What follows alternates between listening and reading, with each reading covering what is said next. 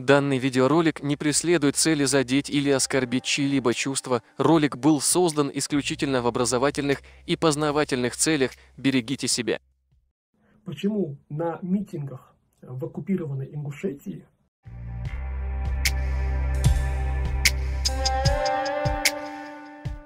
Ислам. Начнем с того, что Ингушетия не оккупирована ни одним государством в этом мире, ни тогда, ни сегодня.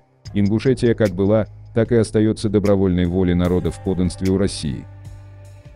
Ислам. Оккупация – это насильственное занятие чужой территории военной силой. А была ли Ингушетия когда-либо, вопреки воле народа, насильственно занята российскими вооруженными силами? Расскажи нам хоть один случай из истории, когда твой народ противостоял оккупанту и вел борьбу за свою свободу и за независимость.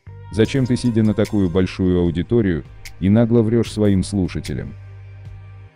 Ислам. Неужели ты думаешь, что все люди такие глупые, а ты один такой умный? Сборник сведений о кавказских горцах, Тифлис, 1876 год. На странице под номером 6 сообщается, цитата: «Отныне впредь на вечные времена мы, ингушевский вольный и ни от кого независимый народ, считающийся в родах 6 фамилий, его императорскому владычеству, всероссийскому государю-императору Александру Павловичу и его наследнику, кто назначен будет, вступаем добровольно в совершенное верно-подданническое состояние». Конец цитаты.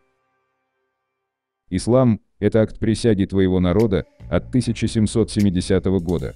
Но где ты видишь оккупированной Россией Ингушетию? Народ по своему собственному желанию оказался в составе царской России.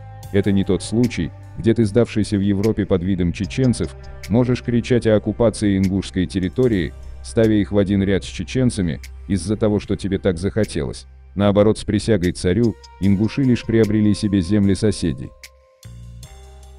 Но у вас был шанс исправиться после развала Советского Союза.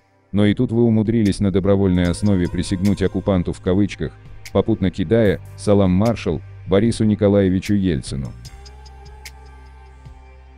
А для тех, кто хочет поддержать нас, оформите спонсорство на наш канал. Взамен вам предлагается фирменный значок рядом с именем и некоторые эмодзи в виде национальных героев чеченского народа. Всем огромное спасибо за вашу помощь и поддержку. Пусть Всевышний вернет вам многократно.